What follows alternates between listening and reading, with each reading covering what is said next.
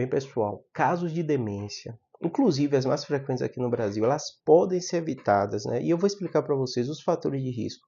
Vários trabalhos eles já mostram isso, inclusive os guidelines, quando a gente fala de Alzheimer, né, os quadros demenciais, demência vascular mais comum, tem uma série de comportamento e de fator de risco para isso. Então você, sabendo disso, você pode evitar você ter um quadro demencial. Só para vocês terem ideia, aqui no meu canal, a grande maioria do público tem acima de 60 anos de idade, né?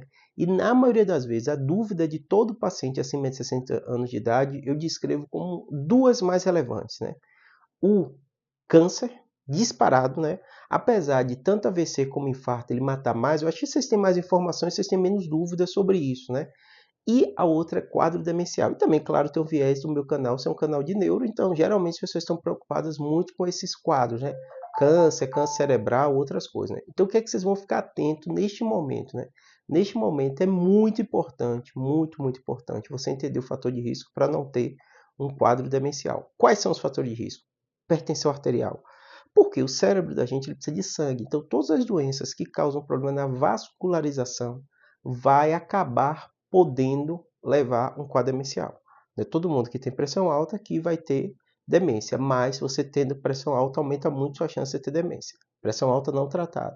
Então, tome seu remédio de pressão. Eu falei com vocês, já tem mais de ano que eu descobri que sou hipertenso, né? Perdi peso, fiz uma série de mudanças, mas ainda continuo com minha pressão ali um pouquinho mais alta, a cardio optou por manter o remédio. Então, hipertensão é muito comum. História familiar, mesmo você fazendo atividade, tudo isso, fator de risco genético também é muito relevante. Então, se sua pressão está alta, toma um remédio, né? A gente sabe também que a falta de atividade física é um fator de risco. O tabagismo é um fator de risco. Bebida alcoólica é um fator de risco. Diabetes também você vai ter que controlar, senão vai aumentar o fator de risco. Estudo, escolaridade, né? Leitura também é um fator de risco. Então, as atividades intelectuais previnem você ter Alzheimer. A maioria dos estudos, eles acabam botando anos de estudos. Esse não seria o fator mais relevante, mas é a forma que eles utilizam, né? Mas é importante você entender que estudar. Ah, Júlio, eu não fiz nível superior, não fiz mestrado, não fiz... isso vai interferir? Não. Se você tiver uma atividade intelectual extensa, isso vai te ajudar. Segundo idioma também, então todas as atividades. Além disso, não fique parado, especial depois da aposentadoria. Continue exercitando seu cérebro também, que isso vai evitar você ter um quadro demencial, né?